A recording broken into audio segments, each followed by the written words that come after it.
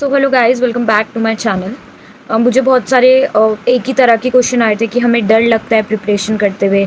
बहुत ज़्यादा फियर बैठ चुका है क्योंकि प्रीलिम्स नहीं क्लियर होता है।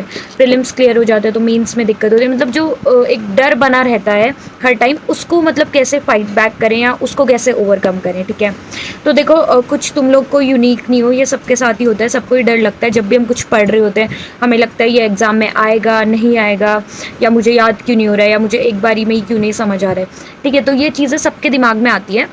तो सबसे पहले आपको क्या करना है ना, कि जितने भी आपके टॉपिक्स हैं या जितना भी आपका सिलेबस है, उसको आपको डिवाइड कर लेना है। ठीक है, मैथ्स, इंग्लिश, रीजनिंग जैसे आपने इनके अंदर भी डिवाइड कर लेना है कि मैथ्स में ये पार्ट मेरा अच्छा है, ये पार्ट मेरा वीक है। फिर उसके अकॉर्डिंगली आपको उन पे हमेशा वर्क करना है। सेकंड जो आपको चीज़ करनी है कि कभी भी आपको हरी में नहीं रहना है, बहुत जल्दी नहीं करनी है किसी भी चीज़ को लेके। एक टॉपिक जब भी पढ़ना है वो ऐसे पढ़ना है कि उसको एक ही बार में क्लियर कर देना है, चाहे उसमें 2 घंटे लगे, 3 घंटे लगे। एक ही बारी में उठाया, उसको पढ़ा और ख़त्म करा। और कभी भी ये मत सोचो कि अरे पहले मैं सिलेबस कंप्लीट कर लेता हूँ फिर क्वेश्चन प्रैक्टिस करूँगा। फिर सिलेबस इस साल ख़त्म होगा और क्वेश्चन प्रैक्टिस अगले साल होंगे। ऐसा नहीं करना है। जैसे ही एक टॉपिक कंप्लीट हो उसके बाद उसके क्वेश्चन प्रैक्टिस करो। क्वेश्चन प्रैक्टिस करना बहुत ज़रूरी है, तभी आपको समझ आएगा। टॉपिक आपको समझ आ रहा है, कॉन्सेप्ट आपको समझ आ रहा है, पर ये समझ आएगा कि क्वेश्चंस कैसे बनते हैं। और जब क्वेश्चन प्रैक्टिस करोगे तो आप भूलोगे भी नहीं जल्दी से। ठीक है, क्योंकि टॉपिक्स भूल जाते हैं, आपने देखा होगा कॉन्सेप्ट्स भूल जाते हैं, तो आप भूलोगे नहीं अगर आप क्वेश्चन प्रैक्टिस कर लोगे उस टॉपिक के। ठीक है, फिर जो थर्ड मोस्ट इंपॉर्टेंट चीज़ है जो बहुत ज़रूरी है, अपने सोर्सेस को लिमिट करना। अगर आप मैथ्स कहीं से पढ़ रहे हो तो आप वहीं से ही पढ़ रहे हो, इनकेस आपको बिल्कुल ही वहाँ से समझ नहीं आ रहा है तो, या आप रीजनिंग कहीं से पढ़ रहे हो तो अपने सोर्सेज लिमिट रखो, लिमिट करके चलो कि जिससे पढ़ रहे हो उससे ही पढ़ रहे हो। 36 सोर्सेज अपने मत फैलाओ। ये प्रीलिम्स के लिए भी है, ये मेंस के लिए भी है। सोर्सेज अपने लिमिटेड रखो, जितने हैं उनसे ही आप अच्छे से कवर कर रहे हैं, उनसे ही अच्छे से प्रैक्टिस कर रहे हैं, उनसे ही अच्छे से पढ़ रहे हैं। चौथी चीज़ यही है, जब आप सेल्फ डाउट आपका कैसे जाएगा, जब आप मेहनत करोगे। मतलब जब आप मेहनत करोगे तो आपको आउटकम दिखेगा, आपको रिजल्ट दिखेगा, तो आपको दिखेगा कि हाँ भाई मेहनत करने से, पढ़ने से हो रहा है। तो जो सेल्फ डाउट है वो तभी जाएगा जब आप पढ़ोगे। ठीक है, अपने डाउट्स खुद क्लियर करोगे। ठीक है, तब आपको दिखेगा कि हाँ भाई अब मुझे आ रही है चीज़ें, तब जाके आपका सेल्फ डाउट या फियर है जो वो खत्म होगा। तो कैसे खत्म होगा? मेहनत करने से, प्रैक्टिस करने से। अब क्या है ना, देखो अभी तक मुझे लगता है, अभी चल रहा है मई 31 है आज, तो मुझे लगता है जून स्टार्ट हो गया ऑलमोस्ट, ले लो। तो मुझे लगता है अब तक सबका प्रीलिम्स कंप्लीट हो जाना चाहिए। इनकेस आपका प्रीलिम्स नहीं खत्म हुआ है तो प्रीलिम्स पे इतना टाइम अब मत लगाओ, मेंस उठाओ। असली में जो सबसे ज़्यादा वेटेज रखता है आपके सिलेक्शन के लिए वो मेंस ही है। चाहे कोई कुछ भी बोले, सबसे टफ भी मेंस ही होता है। प्रीलिम्स इतना टफ नहीं है। ये बात हो जाती है कि हम लोग मैथ्स पढ़ना छोड़ चुके होते हैं, रीजनिंग हमने इतनी पढ़ी नहीं होती है, इंग्लिश हमारी वीक होती है, तो हमें प्रीलिम्स टफ लगता है। वरना जो असली में जो टफ होता है वो मेंस ही होता है। मेंस चाहे हम 4 साल उसे पढ़ते हुए आए हैं, फिर भी आपको पता नहीं है मेंस में कहाँ से कौन सा क्वेश्चन आ जाएगा, क्योंकि एग्रीकल्चर एक बहुत वास्ट सब्जेक्ट है, कोई छोटा सा सब्जेक्ट नहीं, एग्रीकल्चर बहुत बड़ा सब्जेक्ट है। तो जून में अब आप ये मत सोचो जून भी पूरा मैं प्रीलिम्स में लगाऊंगी, नहीं। जून में आपको मेंस पढ़ना ही पड़ेगा। इनकेस आपका अभी प्रीलिम्स थोड़ा बचा है तो आप उससे मैनेज कर लो साथ ही साथ मेंस के। तो आप क्या कर सकते हो ना, कि अब जैसे प्रीलिम्स आपका हो चुका है पर आपको लग रहा है कि अभी भी थोड़ा ढंग से नहीं हुआ है, मुझे थोड़ी प्रैक्टिस की ज़रूरत है, तो आप सेक्शनल मॉक्स देना स्टार्ट कर दो। सेक्शनल मॉक्स दिए, 40 मिनट का होता है एक मॉक।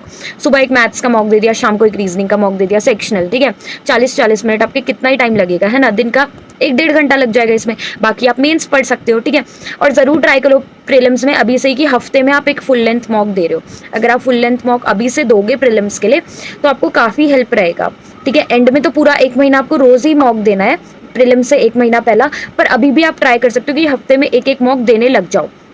पर मेंस में पूरा ध्यान देना स्टार्ट कर दो, क्योंकि अब इतना ज़्यादा टाइम नहीं है। और ये जो र्यूमर्स उड़ रहे हैं कि अगस्त में एग्जामिनेशन हो जाएगा, नोटिफिकेशन आउट हो जाएगा, तब तक आप कुछ भी यकीन मत करो जब तक कुछ ऑफिशियल नहीं आ जाता IBPS की तरफ से। ठीक है, तब तक आप कुछ भी मत मानो, केवल और केवल अपने प्रिपरेशन में ध्यान दो। और ये सोचो कि आप इन सब अभी झमेलों में पढ़ोगे कि अरे पेपर जल्दी नहीं हो रहा है, इसमें टाइम वेस्ट करोगे ना अपना, तो उससे अच्छा क्या है कि आप अपना प्रिपरेशन करो, इन सब चीज़ों में लगो ही मत, है ना।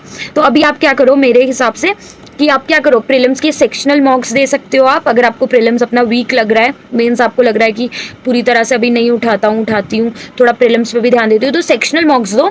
संडे टू संडे आप लोग फुल लेंथ मॉक भी दे सकते हो। तो हफ्ते में आपका कितना ही जाएगा, 120 मिनट है ना, 2 घंटे ही जाएंगे, इतना कुछ आपका टाइम भी नहीं जाएगा। पर मेंस और प्रीलिम्स को बैलेंस करना स्टार्ट कर दो। अगर आपका प्रीलिम्स अच्छे से तैयार हो चुका है तो केवल सेक्शनल मॉक्स दो, हफ्ते हफ्ते आप लोग अपना जो है फुल लेंथ मॉक लगाओ, पर मेंस को पूरा पूरा ध्यान देना आप स्टार्ट कर दो। मेंस के लिए भी मैं बोलूँगी अपने सोर्सेज लिमिटेड रखो, अपने शॉर्ट नोट्स प्रिपेयर करना स्टार्ट कर दो, जो आपको एंड टाइम पे हेल्प करेंगे। अगर आप जो आप पे बुक्स हैं, जो भी आप उन्हें एक बार रीड कर चुके हैं, तो उनको बार बार रिवाइज करो। एक बार पढ़ लेने से कुछ याद नहीं होता, हमेशा कुछ ना कुछ छूटेगा ही। अपने सोर्सेज कम रखो। अगर आप कोई कोचिंग ले रहे हो तो वो जो प्रोवाइड कर रहे हैं वो, और साथ में जो आपको लगता है कि हाँ कोई भी एक फैक्चुअल बुक उठा लो जिससे क्वेश्चंस आपको लगता है आते ही हैं, वो उतना ही रखो, उतने को ही अच्छे से पढ़ो। बहुत ज़्यादा अपने सोर्सेज रख लोगे और फिर उनको रिवाइज नहीं कर पाओगे, उनको पढ़ नहीं पाओगे, उतने को भी कोई फ़ायदा नहीं है। किताबें 10 भी खरीद सकते हो, 20 भी खरीद सकते हो, कोचिंग में कितना भी एनरोल कर सकते हो, कोई फ़ायदा नहीं है अगर कहीं से भी ढंग से नहीं पढ़ पा रहे हो। तो इसलिए अपने सोर्सेज को हमेशा लिमिटेड रखना, क्योंकि जितना लिमिटेड रखोगे उतने अच्छे से रिवीजन हो पाएगा। रिवीजन ही की है मेंस के लिए। मेंस के लिए जो मोस्ट इंपॉर्टेंट चीज़ है, जो है ना सबसे ज़्यादा हेल्पफुल, वो रिवीजन ही है। क्योंकि मेंस में जब बैठते हैं तो इजी क्वेश्चंस भी गलत हो जाते हैं, क्यों? क्योंकि रिवीजन प्रॉपर नहीं होता है। तो अपने सोर्सेज को लिमिट रखना, हमेशा अच्छे से रिवीजन करना, अपने शॉर्ट नोट्स प्रिपेयर करना, ठीक है। प्रीलिम्स के लिए आपको समझ आ गया क्या करना है। सेक्शनल मॉक्स देने हैं हर दिन अगर हो पाए तो। मैथ्स रीजनिंग का आज दे दिया, कल रीजनिंग इंग्लिश का दे दिया, परसों मैथ्स रीजनिंग का दे दिया, एक दिन में 2 के दे दिया, एक दिन में एक भी दे के आप चल रहे हो तो भी ठीक है। फिर आपको हर वीक एक फुल लेंथ मॉक देना है, ठीक है। प्रीलिम्स में आप ये अपनी स्ट्रैटेजी लेकर चलो। इंग्लिश में थोड़ा रीडिंग की हैबिट बना के ही चलना। वैसे तो आप सेक्शनल मॉक्स अगर दोगे तो दिन में आप 2 आरसी पढ़ ही रहे हो, क्योंकि 2 आरसी जरूर होंगी सेक्शनल मॉक्स में। मेंस के लिए आपको क्या करना है, आपको अपने कॉन्सेप्ट्स क्लियर करने हैं, और साथ ही साथ आपको अपने सोर्सेज लिमिटेड रखने हैं, आपको नोट्स प्रिपेयर करने हैं एंड टाइम के लिए, और अपना रिवीजन अच्छा रखना है, ठीक है। मॉक्स जो और क्वेश्चन जरूर प्रैक्टिस करते रहे, मेंस के लिए भी प्रीलिम्स के लिए, दोनों के लिए क्वेश्चंस प्रैक्टिस करते रहे। जो भी मेंस में भी आप टॉपिक पढ़ रहे हैं उसके भी क्वेश्चन प्रैक्टिस करें, जो प्रीलिम्स में भी आप पढ़ रहे हैं उसके लिए भी क्वेश्चन प्रैक्टिस करें, दोनों की क्वेश्चन प्रैक्टिस करें।